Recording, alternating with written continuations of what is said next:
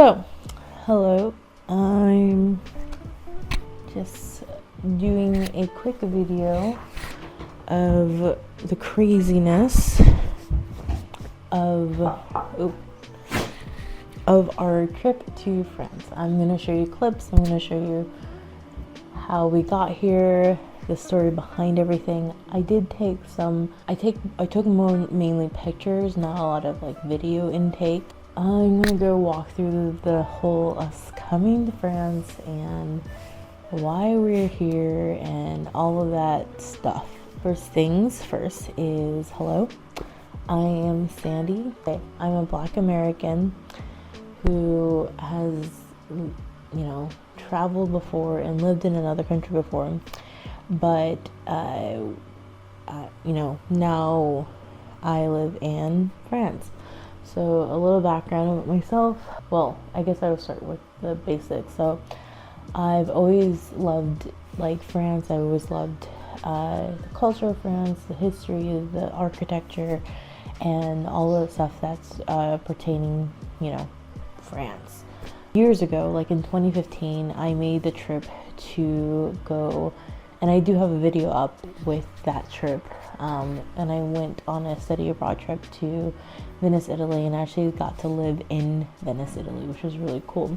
And I went with one of my architecture professors and an Italian professor who, is like the person who's in charge of the Italian part of language studies at my university. Although I wasn't interested in the language part, I was definitely interested in the architecture part. And I wanted to make sure that my first flight, because that was my first flight, 2015 was my first flight ever anywhere in the world. And I wanted to make sure that the first flight was to Paris, France. I wanted to somehow get to Paris, France, and then I also did a return flight from there. And so I did. My first experience of Europe was in France, which was really cool. I first got to Paris, I was overwhelmed, and things were like, wow, this is not what you see on the movies, it's not what you pictured it to be like. It's just not at all what you think it's going to be like. But nevertheless, I did a carry-on case for the entire study abroad program, so I traveled very light because I just wanted to go for the experience. I was more interested about the experience than like feeling comfortable or having things that I don't really need. And I didn't want to do that because I knew I would be traveling around, so I wanted to be very minimalistic, and I only had to carry on with a little purse thing that I carried with me.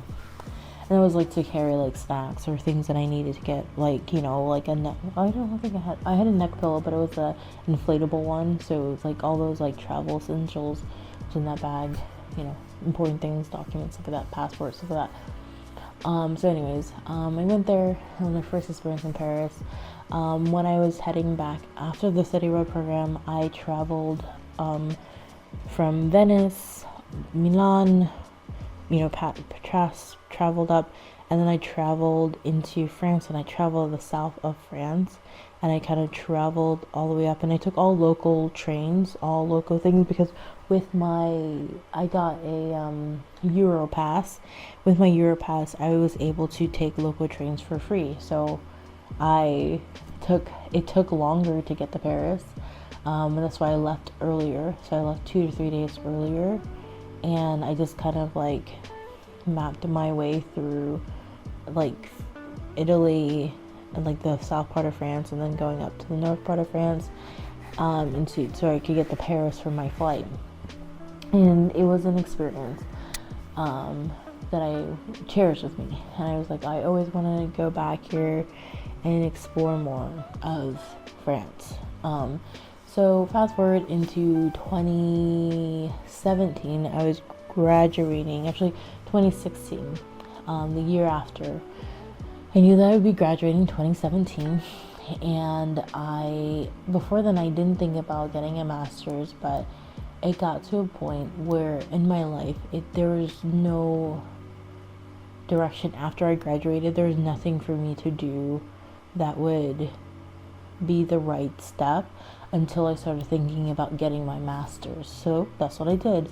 I looked into master programs in Europe specifically because I knew that it would cost a little less. One, from experiencing Italy and seeing their universities firsthand, I knew that I loved the environment, because we actually did study at a university in Venice. We used their facilities and stuff like that, and I loved it.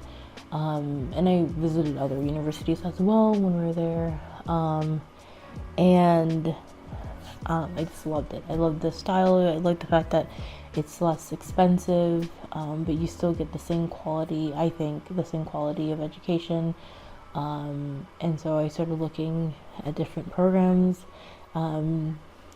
wherever the case may be. And I kept looking, and I stumbled across more UK programs because they had the programs that I was actually interested in doing, like historic preservation and stuff like that.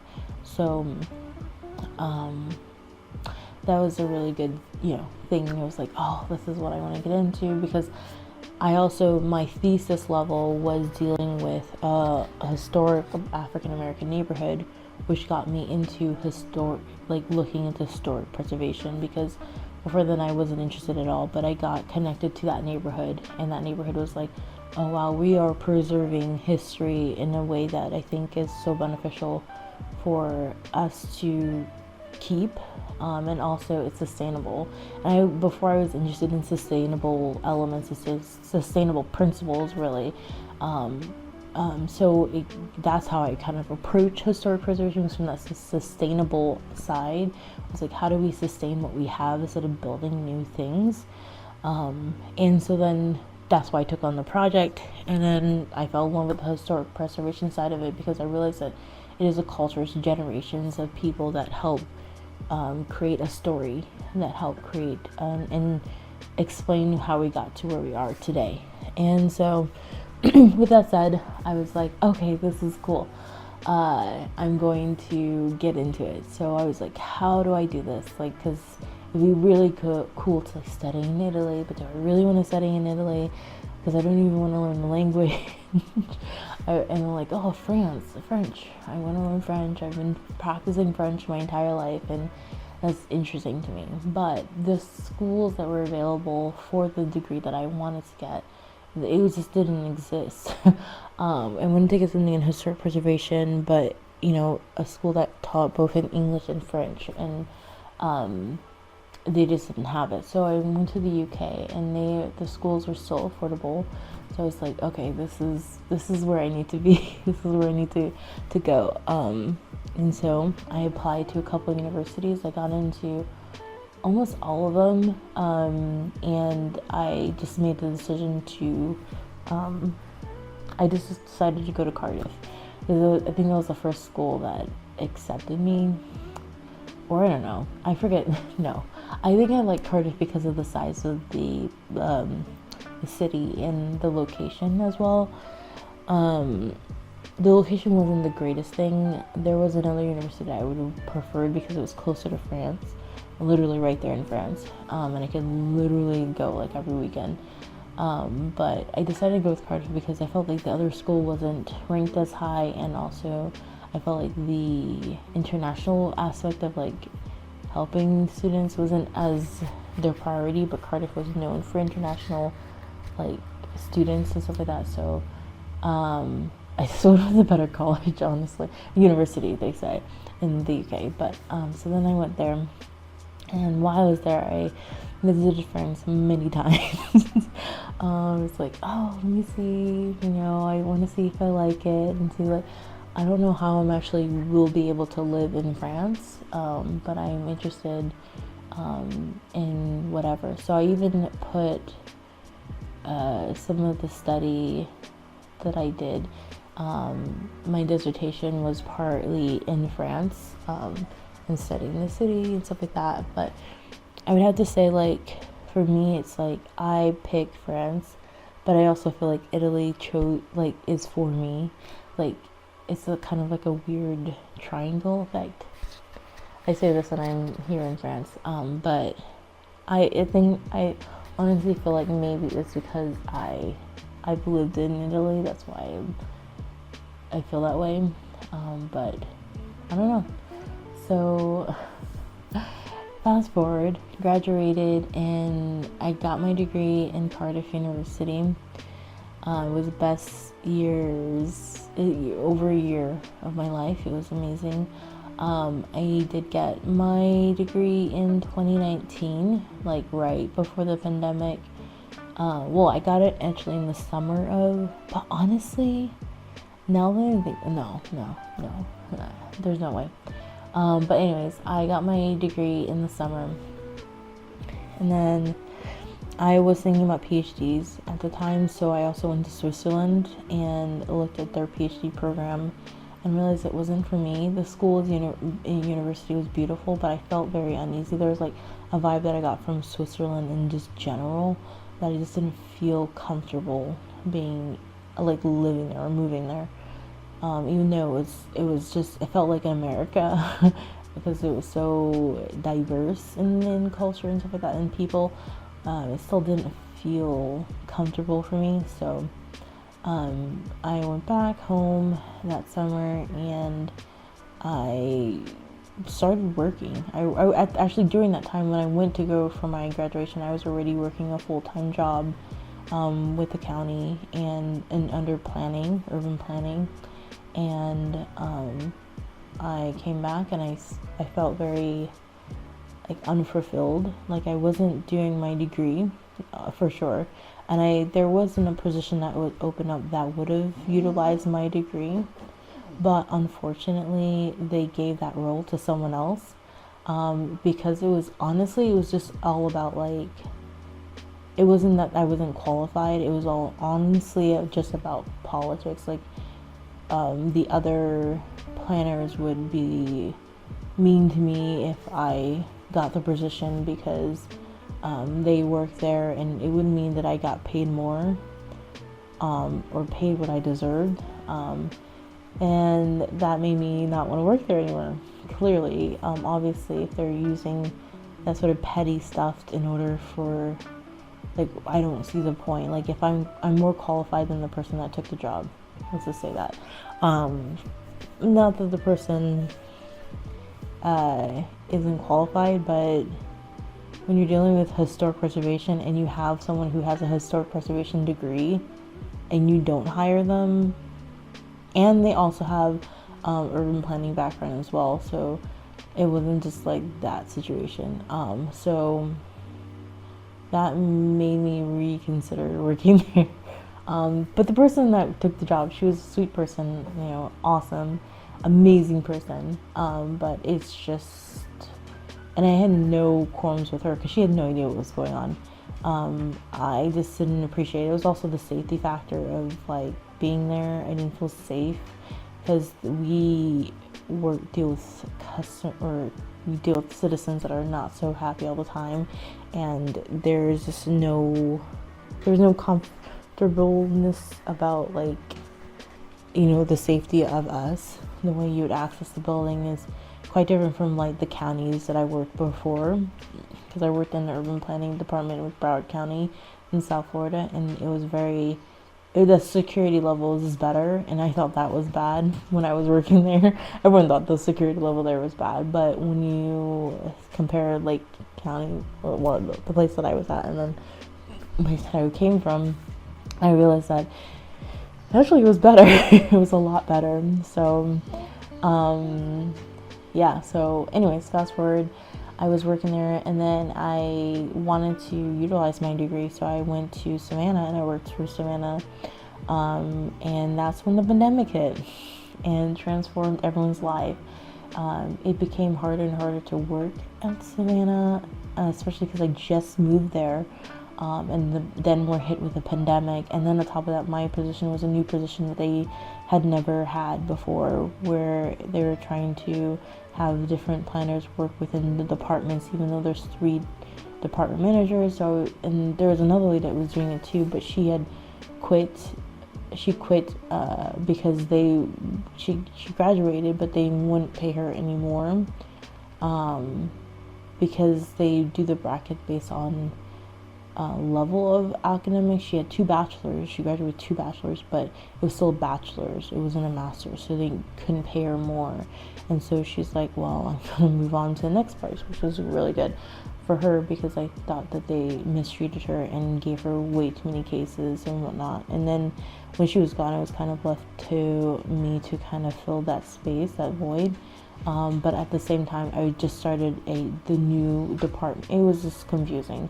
I was doing a lot of things, and I didn't feel very supported in that sense of like, there was no one saying, okay, wait a minute, this person is working 3 different departments, required by 3 different ways of doing everything, which would have been fine, but I hadn't been there long enough for me to be able to take on all those roles. And do all those things that they're expecting me to do. So that is kind of a problem in itself.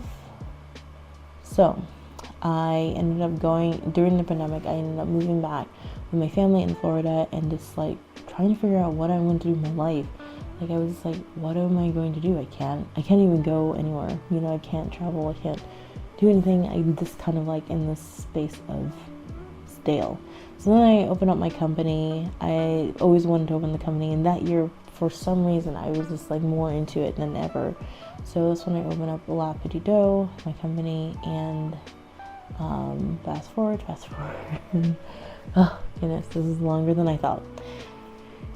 Fast forward 2 years down the road, which is now, because that was in 2020 when all that stuff happened, where I decided to move back with my family, doing all that stuff. At 2 years down the road, things finally have opened up. Like France wasn't a red country anymore.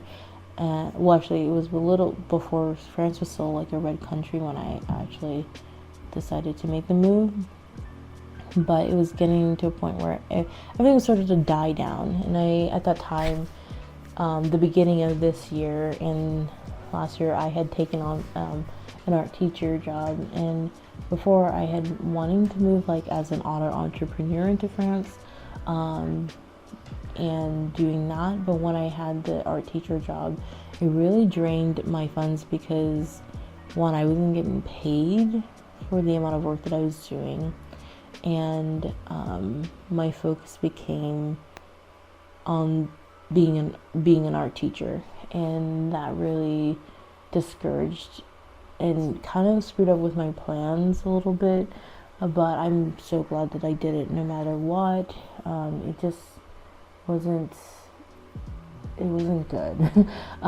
So in the beginning of 2022, the one thing I didn't want to do was to approach France through TAPIF, because I was like, oh, I have like a master's degree and I'm like this age, like I'm over 30 years old, even though I qualify.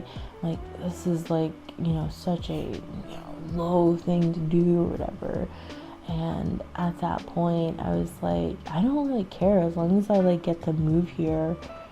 I don't really care how like I approach it. I love teaching. It's not like something I don't love doing. And the whole idea is for me, I want to know the culture. I want to experience living in France. That's the whole purpose. So the program is literally perfect. And I watch videos, oh yeah, if you're older, it's not really for you. I don't agree with that 100%. I don't agree with that. And the program is a cultural exchange program. Now, they only gear it towards younger students or younger people is because of the pay. And typically people with a certain amount of degree or education level may not want to work there because of that. But it doesn't mean that it's not for you, which is why the age, if you're within the age, then it's for you, which is what I realized and got over very quickly. So I applied, I got into TAPIF, and I knew for me, like, I did not want to work in Paris. I knew that I wouldn't feel comfortable in Paris. I kind of like more quieter areas, more less go. I would, or if I'm in an environment where there's like so much noise and so much stuff happening, I feel like I would have been like, I would have isolated myself into just like my apartment or whatever, which isn't good. But I wanted to find a place like Abbeville, France, because I had visited Abbeville. Abbeville, France is one of the cities that I love in France, and I visited several times. Me and my friend discovered it, and I visited after that, I think 2 or 3 more times, one of those. But yeah, so I knew that I loved, smaller towns of France, just because it's just more quieter and more calmer and more, I feel like, more peaceful. So that's what I did. I decided to go for a smaller town, not too small. I wanted kind of like a medium situation, which is exactly what I got. I didn't want to like a town like Lille or Marseille or Lyon or Dijon or any of those bigger cities. I just felt like I would have been drowned and overwhelmed. Then I currently right now I am in France, and I'm making this a video because I feel like I want to fill in information of like different things that I felt like weren't talked about in other videos. Like, I want to do an ultimate cost breakdown, because there are a lot of costs that you don't think about, because people are like, oh yeah, you only need to save like $2,000. Let's look at $2,000 at least, and that's only for when you are in France, like post arrival. It doesn't include like the transportation that gets you there, the situation that you go through when you get through, why you're trying to get to France, the situations before, like what are you going to do with your stuff. It doesn't include any of that stuff. What are you going to bring, what are you not going to bring. It doesn't include any of that stuff. And it doesn't include, like, if you are not going to bring something, how are you going to supplement that? You're going to have to buy it here. So like if you're not bringing winter coats, you're going to have to buy a winter coat, so I want to do an ultimate checklist of just showing you all my prices. And since my situation is unique, I brought in a pet with me. I'm also going to talk about the pet aspect of bringing a pet inside.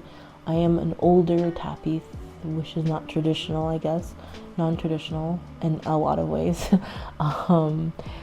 To give you a picture, I'm the only African American woman from the United States or the UK or Germany, and I think there's another Austria, and like those countries that is a language assistant here in my region.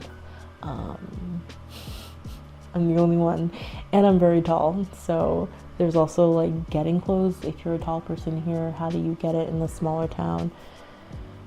So there's all these aspects that I want to cover, like all the minority things that people don't cover or talk about, because they are your typical TAPIfer. There's a lot of women and white women, no offense, like white Caucasian women. Like the majority of the orientation that I took was white, young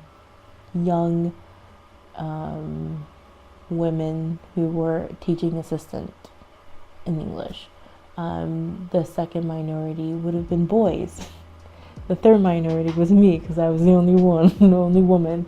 There was one other African American guy, but I'm not even sure if he was a TAPIF assistant or if he was working, like he's a French person working, because he seemed, or maybe this was the second year around. I never got his story, but anyways, I'm the only African American woman there. Feels very weird. And it feels weird for me to say that it was weird, because typically I'm a minority, so I shouldn't feel that way. But yeah, I'm going to talk about all that stuff like that. So that's why I'm doing this video. Now, this is going to be my first video that I'm going to be posting. I also want to show snippets of how my journey was from Orlando to France. I didn't take a lot of pictures or videos because it's a very stressful time, and I have a service animal. So Zidinka is my service animal. So my focus was on her safety and health, and my health and safety as well during the travel time. So my camera was the last thing on my mind, but I will go, and I do have clips of like my journey there, and like to get here, yeah. So, but this is an introduction. I just wanted to give you like the background of who I am and how did I end up wanting to go to France. And it just became clear that I just wanted to try it out. And a lot of people were like, are you gonna move there? Like, because you've been talking about this for years and years. And I'm like, I don't know if I want to move here. I don't know if I want to do this for another year. It may just be for a year and then I move on. I don't know. But the idea is that I'm keeping an open mind, and I'm taking all the experience as it comes. And I think I'm also using this trip as a healing trip as well, because there's a lot of stuff that happened in the past 2 years that I need to sort of like breathe from, that I need to sort of like heal from. And I think this is that time for me to take, and sometimes it just means that I'm at my apartment all day and I'm just like drawing or painting or whatever, and that's fine with me. I feel like healing needs to take time, and healing needs to have space. And so this year is not only about like me learning the French culture and the people, but it's also time for me to heal. And I don't think the time frame is enough, so I may do this program again. I can take it one more time, but we'll see what happens. I'm again keeping an open mind. I'm also still kind of scared of like, you know, like when you move to a new place, you want to feel accepted and appreciated for yourself. And I'm not sure if I'll find that, but I know it will take time and it's a journey, and I'm hoping to take you guys along with me and see how it goes. Now, I'm going to make another video, and I'm wearing the same thing because honestly, I think after realizing that I've been talking for 28 minutes, that this part of like getting to know me will probably be like the intro for my channel. Like, it's part of my art channel, but I think what I'm going to do is I'm just going to make this like an intro, like, hey, this is me, I'm in France, blah blah blah.